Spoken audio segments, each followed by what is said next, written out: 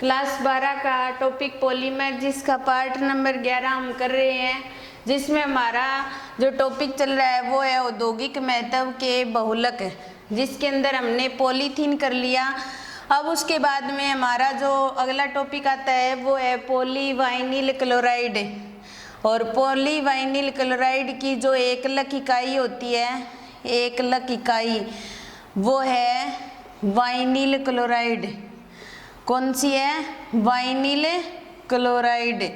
एकलक जो इकाई है वो है वाइनिल क्लोराइड। फिर उसके बाद में बनाने की विधि की बात करते हैं, बहुलीकरण की विधि।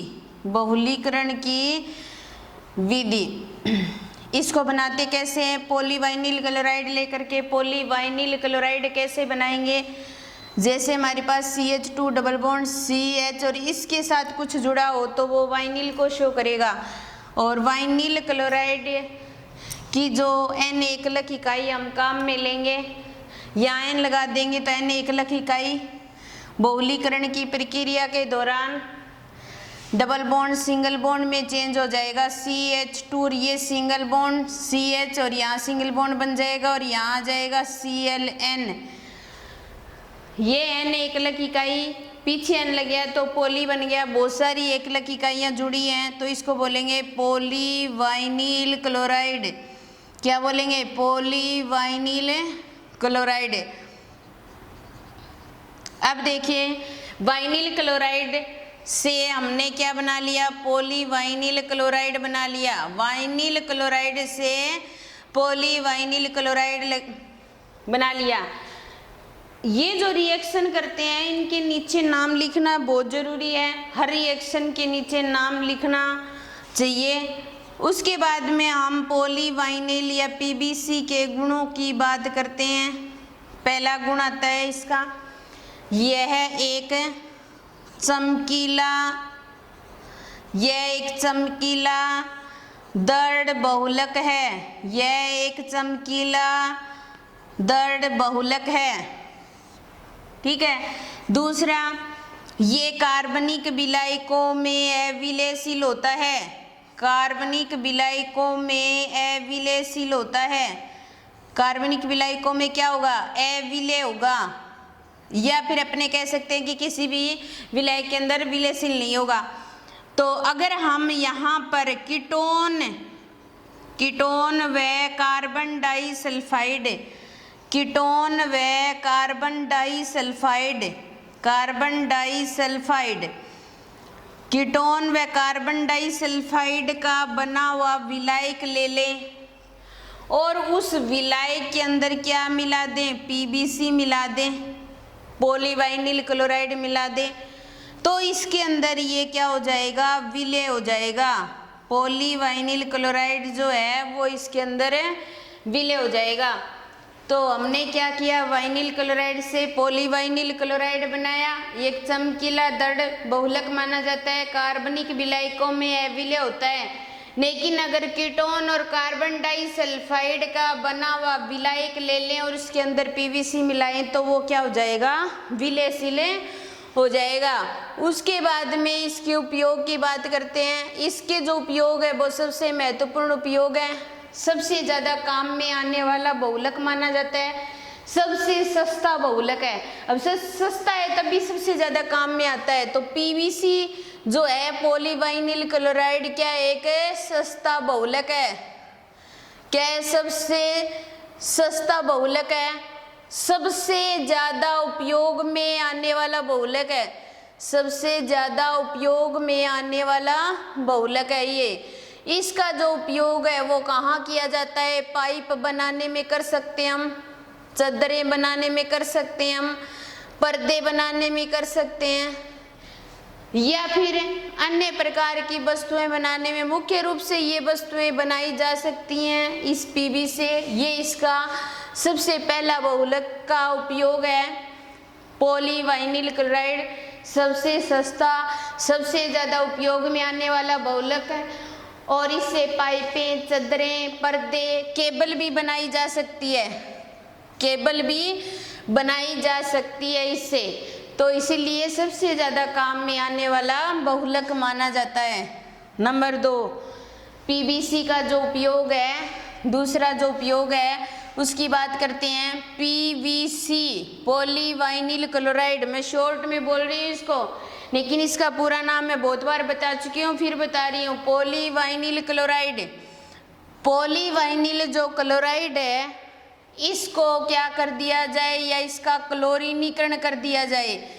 और क्लोरीनीकरण करने के लिए हम क्या करेंगे, इसके अंदर क्लोरोबेंजीन को मिलाएंगे। किसको मिलाएंगे? क्लोरोबेंजीन को। पॉलीवाइनिल क्लोराइड का क्लोरीनीकरण करने के लिए इसके अंदर क्या मिलाएंगे? क्लोरोबेंजीन मिलाएंगे। ये दोनों मिक्स हो गए और मिक्स होकर के यहाँ पर क्लोरीनीकृत पीवीसी प्राप्त हो जाएगा। हमें क्लोरीनीकृत पॉलीवाइनिल क्लोराइड प्राप्त हो जाएगा। और क्लोरीनीकृत पॉलीवाइनिल क्लोराइड का जो उपयोग किया जाता है वो किस में किया जाता है? चिपकाने वाले पदार्थ बनाने में कर सकते हैं, या फिर इसको रेशों में उपयोग में ले सकते हैं। इसका चिपकाने वाले पदार्थ बनाने में कर सकते हैं या रेशों में इसका उपयोग कर सकते हैं। तीसरा इसका उपयोग होता है एस्टर। एस्टर के अंदर इसको प्लास्टिसाइजर के रूप में उपयोग में लिया जाता है। एस्टर जो होता है उसके अंदर प्लास्टिसाइजर के रूप में इसमें मिक्स कर देंगे। प्लास्टिसाइजर के रूप में कौन काम कर रहा है? पॉलीवाइनिल क्लोराइड। पॉलीवाइनिल क्लोराइड प्लास्टिसाइजर के रूप में काम करता है और इसको किस में मिक्स कर देंगे? एस्टर में। और ऐसा करने से वाइनिल चमड़ा प्राप्त हो जाएगा। हमें वाइनिल चमड़ा प्राप्त हो जाएगा। और इस वाइनिल चमड़े का उपयोग किया जाता है बरसाती कोट बनाने में। जैसे बारिश के टाइम में वो कोट ऊपर से पहन लिया जाए तो उन पर पानी का कोई फर्क नहीं पड़ता, कपड़े भी गीले नहीं होते, ऊपर से पहन लिया जाए और बरसात में आसानी से जा सकते हैं। तो बरसाती कोट बनाने में या पर्दे बनाने में भी कर सकते हैं इसका उपयोग, या फिर हैंडबैग बनाने में। ये जो उपयोग है वो किसके हैं? वाइनिल चमड़े के। और वाइनिल चमड़ा एस्टर और प्लास्टिसाइजर के रूप में पीवीसी को काम में लिया जाता है, तब बनता है। तो ये था हमारा औद्योगिक महत्व का बहुलक पॉलीवाइनिल क्लोराइड, जिसकी एकलक इकाई वाइनिल क्लोराइड। बहुलीकरण से हमने बना लिया पॉलीवाइनिल क्लोराइड। गुण, एक चमकीला और दृढ़ बहुलक होता है। ये कार्बनिक विलायक, कोई सा भी विलायक हो चाहिए उसमें विलेयशील होगा। लेकिन हम क्या करते हैं, कीटोन और कार्बन डाइसल्फाइड का कोई विलायक बना लें और उसके अंदर पीवीसी को डालेंगे तो ये क्या हो जाएगा? उसके अंदर विलेयशील होगा, उसके अंदर घुल जाएगा आसानी से। इसके जो उपयोग है, सबसे सस्ता बहुलक है, सबसे ज़्यादा उपयोग में काम आता है। सबसे सस्ता है इसलिए सबसे ज़्यादा उपयोग में आता है। इससे पाइप बनाई जा सकती है, चादरें बनाई जा सकती है, पर्दे बनाए जा सकते हैं, केबल बनाई जा सकती है, या अन्य प्रकार की वस्तुएं भी बना सकते हैं हम।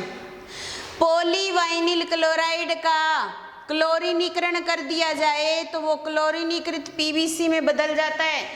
क्लोरीनीकरण करने के लिए उसके अंदर क्या मिलाते हैं? क्लोरोबेंजीन मिलाते हैं और उससे हमें क्लोरीनीकृत पीवीसी प्राप्त हो जाता है, जो चिपकाने वाले पदार्थ बनाने में या रेशों में कर सकते हैं इसका उपयोग।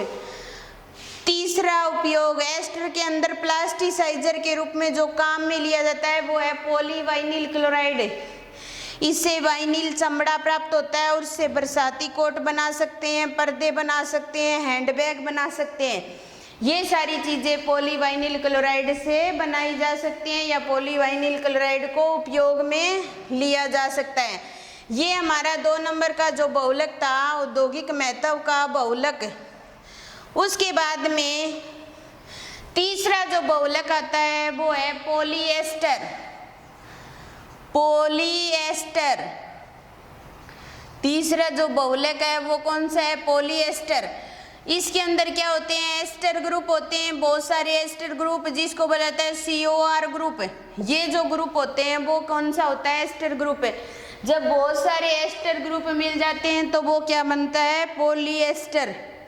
इसकी जो एकलक इकाई है बनाने के लिए वो 3 प्रकार की हैं। या तो हम क्या करें, यहाँ पर डाई कार्बोक्सिलिक एसिड, कार्बोक्सिलिक अम्ल और डाइओल के संघनन से, डाइओल के संघनन से।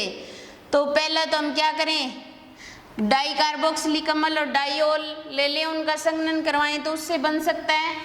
तो हम पहली एकलक इकाई को लेकर के साथ में बना लेते हैं। 3 अलग अलग प्रकार की एकलक इकाई काम में ली जाती हैं। जैसे डाई कार्बोक्सिलिक का मतलब 2 कार्बोक्सिलिक समूह, यहाँ R1, R1 का मतलब कोई भी लंबी श्रृंखला हो सकती है, कुछ कितने भी कार्बन हो सकते हैं, हमने R1 से शो कर लिया। और यहाँ पर डाइओल का मतलब 2H है, यहाँ R2 ले लिया हमने, OH जुड़ा हुआ है, इसको लेकर के डाई कार्बोक्सिलिक और डाइओल, डाई कार्बोक्सिलिक 2 कार्बोक्सिलिक समूह है और 2 OH समूह है, तो इसलिए डाइओल हो जाएगा। आगे बात समझ में। यहाँ पर N एकलक इकाई ले ली इनकी, यहाँ से OH चला जाएगा, यहाँ से H, यहाँ से H चला जाएगा और यहाँ से OH, जैसे हम टेरिलीन बनाते हैं उसकी तरह। तो यहाँ OC, यहाँ बॉन्ड बन जाएगा, यहाँ R1 आ गया, यहाँ C डबल बॉन्ड O और O आ गया ये, फिर R2, फिर O और इसके आगे और अन्य डाइकार्बोक्सिलिक एसिड की कोई भी एकलक इकाई जुड़ जाएगी। तो ये COOR ये किसको शो कर रहा है, एस्टर समूह को, इसलिए ये क्या है, एक पॉलीएस्टर है। तो हमने 3 प्रकार की एकलक इकाइयों को काम में लेकर के पॉलीएस्टर बनाना है। यहाँ हमने एक एकलक इकाई काम में ली है और वो एकलक इकाई है डाई कार्बोक्सिलिक एसिड और डाई कार्बोक्सिलिक एसिड और डाइओल। अब हम क्या करेंगे, डाइएस्टर और डाइओल ले लेंगे। दूसरी जो एकलक इकाई काम में लेते हैं वो होती है डाइएस्टर व डाइओल के संघनन से, डाइओल के संघनन से। तो डाइएस्टर लेंगे। अब देखो एक बार यहाँ देखो, यहाँ पे क्या जुड़ा हुआ है, यहाँ H जुड़ा हुआ है, ठीक है। मैं इसको R कर दूं तो एस्टर समूह हो जाएगा, यहाँ भी R कर दूं तो एस्टर समूह हो जाएगा, तो इसको हम डाइएस्टर बोल सकते हैं।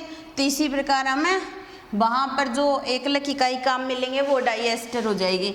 तो COOR हो जाएगी, यहाँ कोई श्रृंखला है और COR ये एस्टर समूह है, इसलिए डाइएस्टर को शो करेगा। पीछे क्या ले लेंगे, O ले लेंगे, 2 OH समूह जोड़ करके R2 और इसके साथ 2 OH समूह जोड़ देंगे, तो क्या हो जाएगा, डाइओल हो जाएगा। तो ये तो क्या हो गया, डाइएस्टर हो गया, ठीक है। और ये क्या हो गया, डाइओल हो गया। क्या हो गया, डाइओल। यहाँ से संघनन करवाएंगे, यहाँ से भी NH2O मॉलिक्यूल बाहर निकलते हैं, मैंने लिखा नहीं अभी लिख देती हूँ। और यहाँ से OR बाहर निकलेगा, यहाँ से OR बाहर निकलेगा, यहाँ से H और यहाँ से H, तो यहाँ से NROH। यानी कि हम जब भी संघनन करवाते हैं या संघनन बहुलक का मतलब क्या होता है, जब 2 एकलक इकाइयाँ जुड़ती हैं तो कुछ ना कुछ छोटे मॉलिक्यूल का निष्कासन होता है, चाहे वो H2O, चाहे वो एल्कोहल का अणु हो, चाहे वो HCl हो। यहाँ से हमने ROH को बाहर निकाल दिया, तो यहाँ C डबल बॉन्ड O ये आ गया, इसके साथ कोई भी एकलक इकाई जुड़ेगी, R1 ये N एकलक इकाई काम में ले रहे हैं हम, तो यहाँ C डबल बॉन्ड O और फिर आगे O और फिर R2 और फिर O और इसके आगे N एकलक इकाई और जुड़ जाएगी, तो COOR एस्टर समूह आ जाएगा। इसीलिए ये क्या हो जाएगा, एक पॉलीएस्टर हो जाएगा। क्या हो जाएगा, पॉलीएस्टर हो जाएगा। तो हमने दूसरी एकलक इकाई काम में ली डाइएस्टर और डाइओल के संघनन से। तीसरी हम लेते हैं हाइड्रोक्सी अम्ल से, या फिर बोल सकते हैं हाइड्रोक्सी अम्ल के स्वतः संघनन से, स्वतः संघनन से, हाइड्रोक्सी अम्ल के स्वतः संघनन से, हाइड्रोक्सी अम्ल के स्वतः संघनन से, ठीक है। तो ये OH ले लेंगे, C यहाँ पे R1 कोई भी श्रृंखला और COH। हाइड्रोक्सी अम्ल वो होता है जिसके अंदर हाइड्रोक्सी समूह भी हो और जिसके अंदर कार्बोक्सिलिक समूह भी हो। तो ये N ले लेंगे काम में, यहाँ से OH और यहाँ से OH, एक और, फिर एक और एकलक इकाई, ऐसे बहुत सारी एकलक इकाइयाँ जुड़ी होंगी। तो हम ऐसे कर सकते हैं ना, ये O आ गया और यहाँ पे R1 और ये C डबल बॉन्ड O और ये किसी अन्य एकलक इकाई के O के साथ जुड़ेगा। फिर आगे R2 या R1 आ जाएगा, फिर ये C डबल बॉन्ड O के साथ जुड़ेगा, फिर और आगे आ जाएगा। तो ऐसे लिख सकते हैं। तो हम क्या करते हैं, इसके पीछे ब्रैकेट लगा करके N लगा देते हैं। तो ये भी किसको शो करेगा, पॉलीएस्टर को शो करेगा। किसको, पॉलीएस्टर को।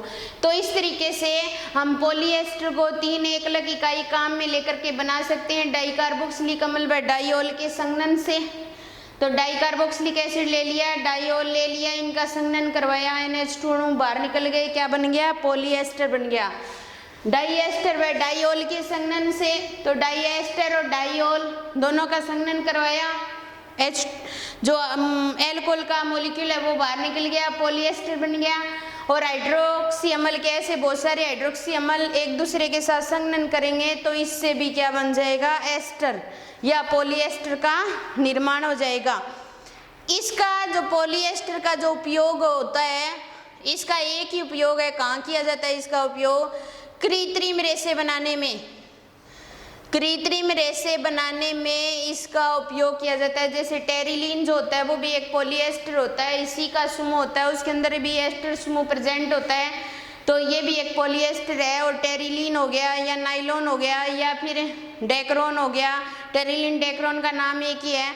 और इस पॉलीएस्टर का उपयोग कृत्रिम रेशे बनाने में किया जाता है। तो ये हमारे औद्योगिक महत्व के 3 बहुलक हमने कंप्लीट कर लिए हैं। धन्यवाद।